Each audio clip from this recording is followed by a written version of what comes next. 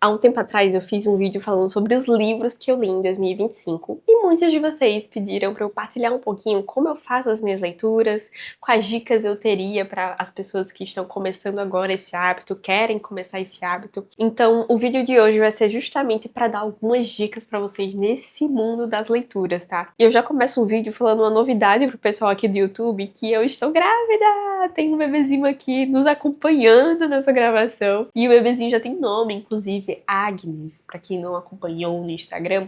Se você não acompanha, vai lá dar uma olhadinha no meu dia a dia lá. Mas temos uma companhia a partir de então, aqui na minha barriguinha, tá? Mas voltando ao nosso tema, eu nunca fui, assim, incentivada a ler, né? Os meus pais não liam pra mim quando eu ia dormir, nem nada disso na minha infância. A minha leitura, eu acho que, assim, foi uma vontade que veio na minha adolescência. No entanto, que eu lembro muito bem que o primeiro livro que eu li foi A Culpa é das Estrelas.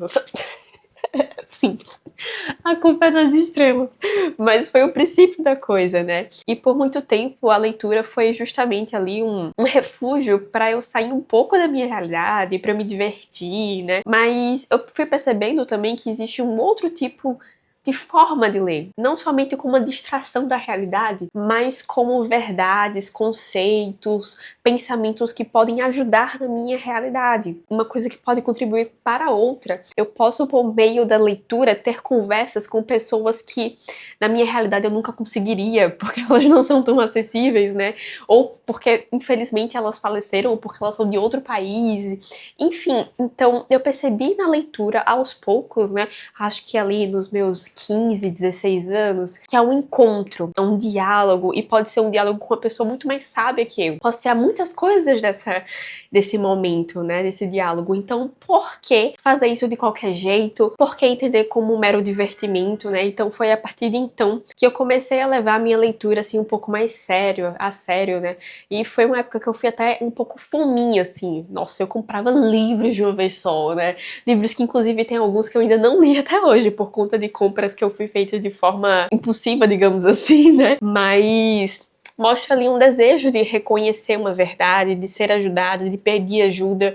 Então eu fui aos poucos percebendo coisas que poderiam me ajudar nesse sentido. E eu vou logo abrindo aqui de antemão, antes de a gente partir para as dicas, né, que não existe uma dica que vai ser universal e vai ajudar a todos, né. Em torno desse período, se a gente for fazer uma linha do tempo, eu mudei muito o meu estilo de o momento que eu vou ler, a forma como eu vou escrever. Isso é uma coisa que deve ser adaptado de acordo com a nossa circunstância, né. Eu não tenho hoje a mesma circunstância de 3 anos atrás, então às vezes fica difícil tentar encaixar o mesmo tipo de leitura com o mesmo tempo, com a mesma maneira, com a mesma dedicação, enfim. Então é muito interessante que a partir de agora vocês observem a particularidade de cada um e adaptem tudo isso que eu vou falar pra vocês dentro da circunstância de vocês. Então vamos lá, partindo pras dicas, né? Acho que a primeira que eu queria dar aqui é sobre um certo planejamento pra nossa leitura, visto que a gente não quer que nós sejamos pessoas que leem livros sem entender o porquê. E muitas vezes isso pode acontecer quando nós não temos um planejamento. Quando a gente começa e assume uma leitura por mera indicação, porque estava barato num site, a gente corre no risco de pegar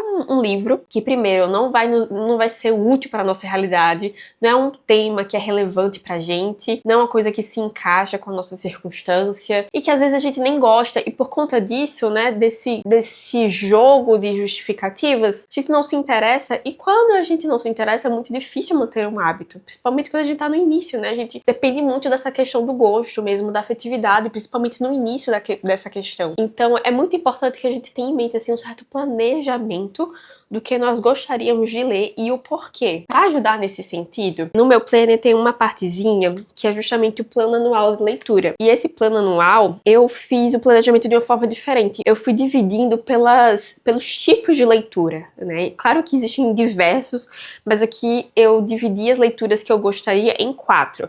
Eu dividi em educação infantil, em formação, em espiritualidade e literatura. São as 4 áreas que mais me interessam atualmente. Daqui a um ano isso pode mudar, daqui a 3 anos, 10 anos isso pode mudar, mas hoje essas são as áreas que mais me interessam. E é interessante a gente ter esse tipo de prioridade, sabe? Vocês já vão observando o que é a prioridade de vocês na leitura. Se vocês querem uma leitura para descansar, Vocês querem uma leitura pra aprender. Aprender sobre o quê? Isso fala muito sobre nós, sobre a nossa sede. É interessante cada um de vocês fazerem esse exercício desde então. E eu fiz meio que um vislumbre, assim, quando eu olhei pra minha vida de literatura durante esse ano, eu escrevi tal coisa.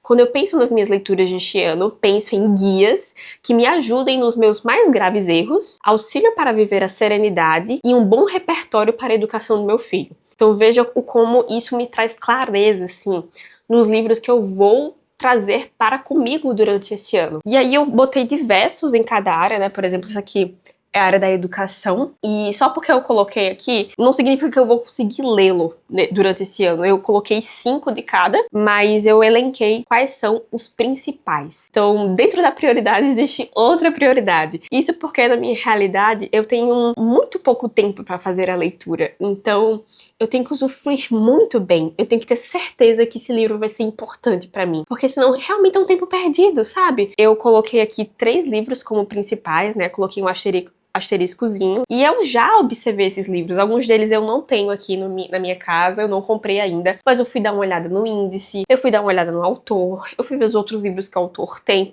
fui ver a quantidade de páginas.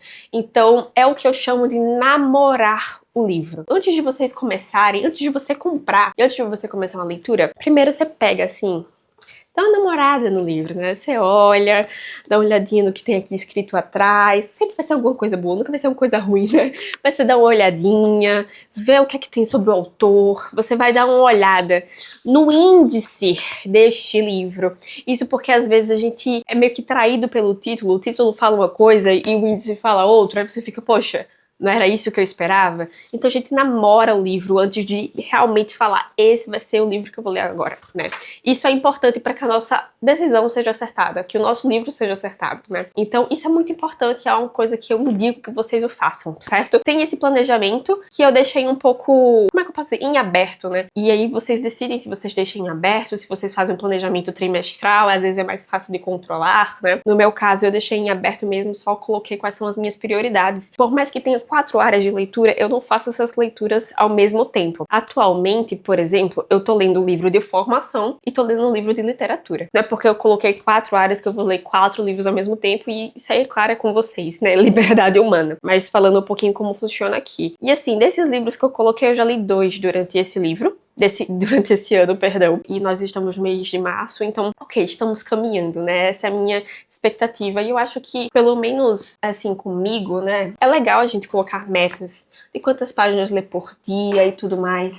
Mas não é uma coisa que eu me detenho demais, sabe? Porque, e eu quero a opinião de vocês, coloquem a opinião de vocês aí nos comentários. Muitas vezes nós nos perdemos na meta e nós não saboreamos, de fato, aquele livro, entende? No entanto, o que eu separo pra fazer é justamente 15 minutos de leitura. Então eu tenho 15 minutos de leitura de formação, é como se fosse o meu momento obrigatório, eu vou ter que fazer esses 15 minutos hoje, e os 15 minutos de literatura é mais opcional, é mais perto ali da hora de dormir, etc. Então eu não foco tanto na quantidade de páginas, porque às vezes a gente foca tanto na quantidade de páginas que não detém de fato o olhar, a profundidade para com o conteúdo, e isso é muito mais importante. Quando um livro assim chega na gente e fala uma frase que te impacta, você vai passar para outra página? Não, você vai degustar aquilo, entendeu? Você vai, nossa, deixa eu observar um pouco isso. Isso aqui é uma dica muito importante, sabe? Saborear sem pressa. A gente tem uma vida inteira ainda para consumir toda aquela estante que tá no nosso guarda-roupa, que tá no nosso quarto. Então saboreia sem pressa aquela verdade. E aqui já entra uma outra dica, que é justamente tentar elencar essa informação que está nessa leitura com outras informações que você já possui, com experiência de vida, com uma dica, um conselho que alguém te deu, com a frase que você já escutou em outro lugar. Meio que a gente vai juntando, vai fazendo sinapse, sabe? E isso ajuda a gente a memorizar, ajuda a essa informação que parece estar um pouco distante na nossa circunstância, estar um pouco mais perto e ser aplicável na nossa vida, né? É dessa forma que, por exemplo, na literatura a gente vê o sofrimento de um personagem personagem um aprendizado e consegue trazer pra gente. Então a gente não vai fazer aquela leitura só por simples divertimento. Aquilo ali é um exemplo, né? Tentar elencar novas informações com coisas que vocês já possuem dentro da memória do cérebro de vocês, tá certo? E partindo agora para os instrumentos, digamos assim, lembrando que nada disso é obrigatório, é mais coisas que me ajudam, me auxiliam. Eu vou começar falando do cronômetro, eu não trouxe aqui, mas eu tenho um cronômetrozinho pequenininho que me ajuda a não perder o tempo. Tem um relógio que também ajuda.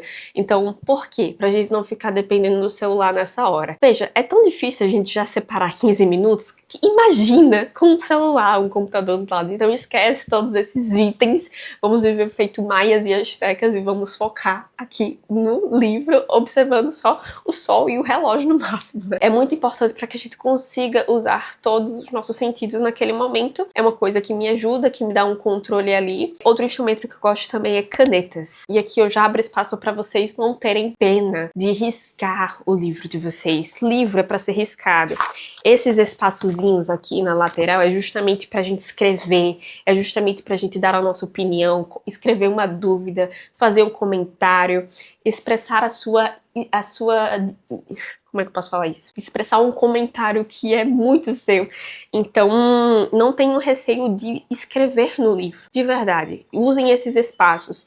Para mim, um livro lido é um livro riscado. Então, é muito importante canetas para mim, canetas. E aí, pode ser uma simples caneta.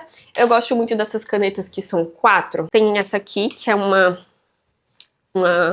marca estranha, que eu nunca vi pessoalmente. Eu encontrei na Shopee, Caco, que é de gel, e tem a famosa Cis, né, que também tem Bic, que são aquelas 4zinhas, cores bonitinhas, maravilhosas. Isso aqui é esferográfica, e porque eu acho interessante várias cores, e aí essas canetas que são 1 em 4 me ajudam na praticidade, né? Porque você pode colocar significados para essas cores. Então, uma cor pode ser a frase relevante, outra cor pode ser um comentário sobre uma experiência de vida, sobre um comentário pessoal, outra cor pode ser simplesmente um estilo de escrita daquele autor que tu gostou, e você gostaria de usufruir isso na sua comunicação, na sua escrita também.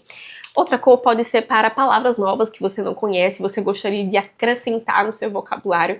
Então, tudo isso pode ser muito bem usufruído, né? E quando a gente vai reabrir o nosso livro, a gente encontra com mais facilidade, a gente entende com mais facilidade, né? Cada cor é um código e aí a gente dá uma mínima olhada e a gente já entende o que significa. Então, isso é uma coisa muito interessante. Post-its também pode ser legal, esses blocozinhos maiores também, se você é uma pessoa de escrever muito. E aqui eu pego muito no pé da gente realmente transformar aquela informação para as nossas palavras, porque já é um exercício de memorização, já é uma forma de trazer para a nossa realidade, é uma coisa que vale muito a pena, apesar de parecer perder tempo. Então, quando há necessidade de usar esses post-its, de fazer, por exemplo, deixa eu ver se tem aqui nesse livro, como se fosse um esquemazinho, sabe, desenhos e não tem espaço no próprio livro, fiquem à vontade, percebam que existe essa possibilidade e usufruam dela, tá bom?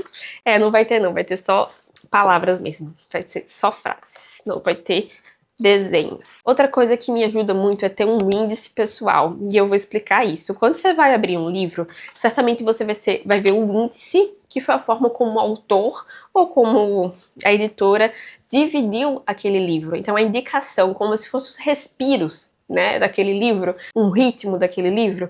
E aí, então, você pode fazer o seu índice pessoal, que é justamente elencando, dando destaque para as coisas que te chamaram a atenção. Então, como é que eu faço isso na prática? Eu uso essa paginazinha aqui, essas primeiras páginas que às vezes tem um espaço em branco, ou você pode usar um bloquinho de notas também, e começo o meu índice pessoal, né? Então, eu coloco a página e eu dou um título para aquela página, porque eu acho isso interessantíssimo, né? Não precisa ser tanto assim como essa, mas porque eu acho isso interessantíssimo. Porque quando eu vou para uma releitura, porque quando eu vou, sei lá, pegar esse livro para estudar alguma coisa em específico, para fazer uma aula, enfim, eu encontro com mais facilidade aquilo que me chamou a atenção. Se torna mais pessoal aquela leitura, se torna mais fidedigna à minha circunstância, aos meus interesses, entende? E aí, para fechar com chave de ouro, para me ajudar, eu uso esses post-its aqui para encontrar com mais facilidade naquela hora de uma revisão, de dar uma passada no livro rapidinho. E aí o outro ponto que muitos de vocês pediram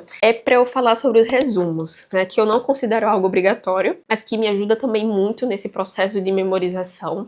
Não é uma coisa que eu faço com todos os livros, eu faço especificamente com os livros de formação e de educação, mas me ajuda quando eu não estou em casa, quando eu vou dar uma aula pra alguém, quando eu vou conversar de uma forma mais séria e tudo mais. Por exemplo, quando eu e minha esposa a gente faz os nossos círculos de conversa sobre educação, eu uso esse resumo, então é uma coisa que me ajuda bastante e eu vou mostrar pra vocês aqui. O programa que eu uso é justamente o Notion. O meu Notion, ele não é premium, ele é o gratuito mesmo. E esse aqui é o resumo do mesmo livro que eu tava usando como exemplo. Então coloco o título, coloco o tema central, qual foi a autora, e eu vou dividindo entre capítulos, tá? Esse livro especificamente tem 4 capítulos, e desses capítulos eu vou escrever tanto as citações que me chamaram muita atenção, e a página onde eu encontro, e os meus comentários sobre essas citações. Então isso me ajuda a colocar o que eu li na minha realidade, ajuda eu refletir sobre isso que foi falado. Acredito que pode ser algo muito interessante. Coloco palavras-chave em negrito. No final também, não sei se nesse resumo eu fiz, mas em um outro eu fiz, posso dar um exemplo aqui pra vocês. Palavras-chave desse autor, né? O estilo de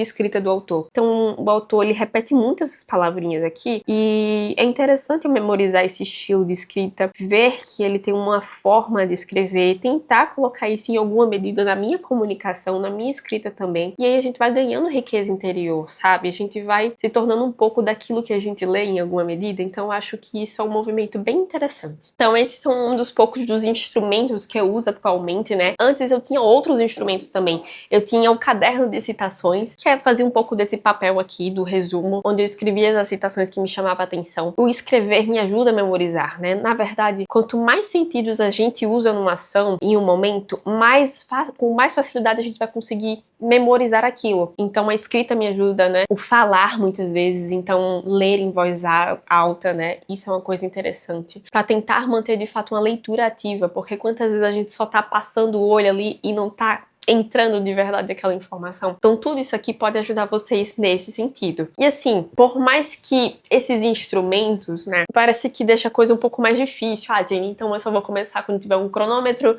quando eu tiver uma caneta de 4 cores, pipipi, papapó. Não, começa com o que você tem, começa com o livro que você tem em casa, mas começa. Nunca é tarde pra começar, né? E nunca é cedo demais também. Então também não quero dizer, então eu só vou ler esse livro quando ler esse outro. Eu só vou ler esse livro quando eu conseguir terminar um vídeo da Jennifer. Não, começa agora. 15 minutos, trabalho de formiga mesmo, né? De pouquinho em pouquinho, devagar e boa letra. Porque a gente não vai começar esses hábitos de uma forma extraordinária, estupenda. Vai começar realmente no pequeno, encaixando na nossa realidade. Você vai tentando, vai sentindo como é que tá sendo a coisa. Então, poxa, uma leitura após almoço não cai bem que eu tô cansada, uma leitura em tal horário é melhor, eu consigo me concentrar mais em tal ambiente, com aguinha gelada, enfim. Então vocês vão sentindo o que, é que se encaixa na realidade de vocês. E, sobretudo, ter essa disposição. E uma coisa que é interessante também de pensar é que eu tenho em mente que quando eu leio um livro uma vez, eu não consigo deter toda a verdade, todo o conceito que tem ali dentro. Porque a circunstância que a gente está, a nossa intenção daquele momento, as nossas experiências de vida até aquele momento, contribui para a forma como a gente vai ter a experiência daquela leitura. Então, há muitos livros, os mais clássicos, os mais bem feitos, sobretudo, que a gente lê uma vez e lê outra e parece não ser mais o mesmo livro, porque a gente dá atenção de uma outra forma, a gente destaca uma outra informação. Então, eu tô falando tudo isso para que vocês entendam que é normal não conseguir, sabe, como se fosse sugar 100% a leitura, mas que a gente se esforce para sugar, né, para conseguir reter a informação que nos é necessária para aquele momento. E isso basta. Então eu espero que esse vídeo tenha contribuído, não só contribuído com algumas dicas, mas sobretudo incentivado a vocês começarem hoje mesmo esse hábito que tem muito que contribuir com o nosso coração, com a nossa alma. Um beijão pra vocês, comentem o que vocês acharam, se vocês têm mais alguma dica pra ajudar as outras pessoas aqui também. E até o nosso próximo vídeo. Tchau, tchau!